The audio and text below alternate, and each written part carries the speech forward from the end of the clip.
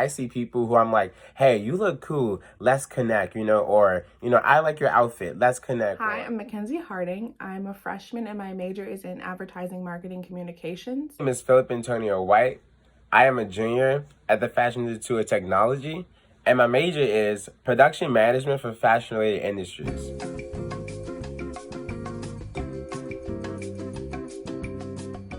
Right now I'm working 2 jobs. So one is retail and the other is an internship at a boutique called Terre Majeure, where I absolutely love it. It's Black owned and we have great skincare and luxury goods. So that's been really fun. And also I am working on a film called Apologetically Black that will probably come out in the summer. I'm a model, I'm a stylist, creative director, and I just literally lucked up and got my first ever entry job at Femi in New York, where I'm a production associate. So I kind of just focus on like behind the scenes work, on like tech packs. I do a lot of like design assisting, and I love it there. Honestly, me and the creative director, we go back like 2 to 3 years. We worked on another brand with him, and it's just been awesome ever since. We just finished for work. About 2 weeks ago, we did a brand concept shoot. My role was creative assistant. So yeah, I literally just was put in place to and be in charge of makeup, styling, making sure that that everything fit the models, anything that you name it, shoes, bags, accessories, literally everything. And I never done makeup before or never even assisted. So I literally took a different toe on doing that. So that was one of the recent projects I have done. A bit more about on the school side of things. The clubs that I have been associated with are, Black Student Union, of course, the Bragg chapter, and I'm an active role member in the Production Management Club as well. Over the years, I have worked with BSU with Fashion Comes to Life. Last February, last Black History Month. So yeah, that's kind of when I made my debut as a model and as a designer. And I was given the platform of just, to just create and show my work in the best way that I can. So networking has been a great foundation for basically everything that I do, because I'm I naturally learn from people. So everything I learn about this industry, yes, I learn a lot during class, but it's through the people I meet in the industry, and they really explain things to me and I learn things firsthand in that way. Networking is just key to everything. I literally be in the room, say if I go to a fashion show, even if I'm walking or sitting in it, I try to network as much as I can. I talk to the person to the left, to the right of me. Sometimes it just you don't know who you're going to run into, especially when you're in a place or a establishment where it's people like you, other Black people, other Black creatives. It could be photographer, model, stylist, PR people, you name it, even IT people, tech people, just, the list keep going. As Black people, we have to network, especially with people of our color, because it is very crucial that we kind of have our own community and our own, collaborations with each other, and we can just produce more creativity that way. First moved to New York, I even tried to curve around business cards and comp cards, just in case I get stopped on the street and somebody's like, hey, I want to cash you for something. You know what I'm saying? It's just, you have to be ready at all times. Everybody should network. Everybody should be, keeping their profiles updated to keep people, just engaged on what it is that you're trying to promote or that you're trying to brand for yourself. First, last March, COVID really took a toll on me because I just got off of New York Fashion Week, and that was my first ever debut, walking the show, being published into things, getting more connections and stuff like that. So when March came around and the whole country shut down, I literally was kind of lost. I didn't know how to navigate things not being in person to things now moving virtually. So everything went digital, school, castings, work. I was even shooting from home. I literally was using my back alley as a runway because I needed space to show off my talent. So Yeah, I feel like the pandemic just kind of made me more like a homebody, and just trying to get accustomed to just like being at home and like being focused at home and just trying to like, still progress in my career, but just in the comfort of my home.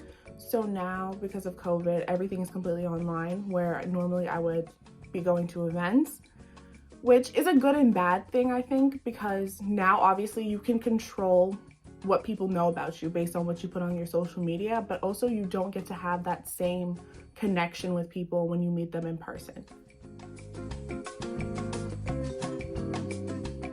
So number one, I would say, is utilizing your network. So word of mouth is basically everything.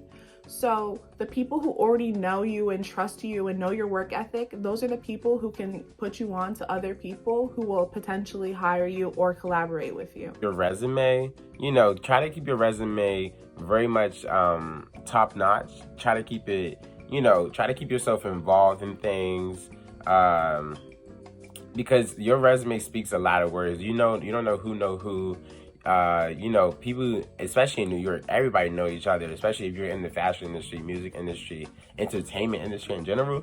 Everybody know each other. So you just never know where things could cross lines at. Number two, I would say, is actually interacting with your peers. A lot of these group chats, people are always working on something new, doing a photo shoot, doing something, and those are great people to get involved with.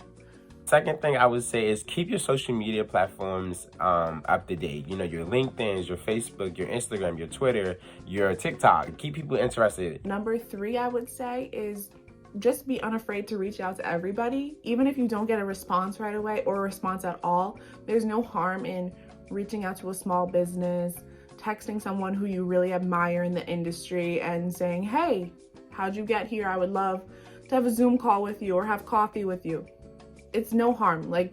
Always just put yourself out there. You still need a face-to-face relationship to, just to keep you going and keep you motivated and, just keep you like, okay, I'm not actually talking to the screen. I'm actually talking to my boss or, the assistant or the creative director, just whoever, you know what I'm saying? So I feel like that's the third thing.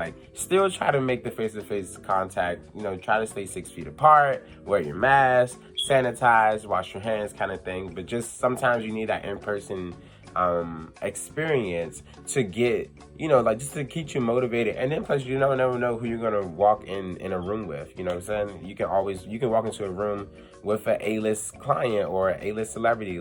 It just depends.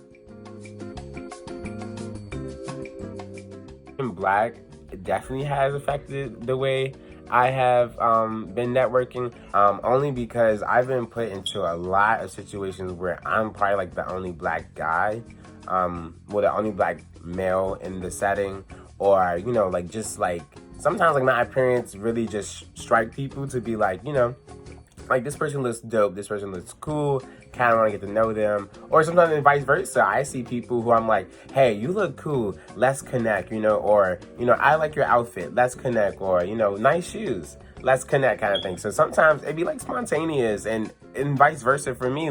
People, they walk up to me and they could be like, hey, I like what I like your outfit, where did you get it from? And then that starts the conversation of hey, now we're networking, now we're getting to know who's who and what's what. So definitely, I feel like being black definitely is a positive. Black has definitely affected the way I network, in that I naturally network with other black people more often. And when it comes to mentors, of course, I'm always going to seek out black mentors and stuff first, because they know what my experiences are going to be in the industry more often. But I do think my network could be more diverse. And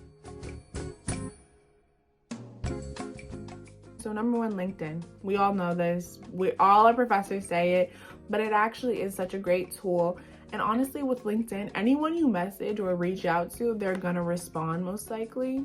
That's just what everyone does on LinkedIn. So just make a profile, fill it out, put all the great things you're doing, all the great things you're working on.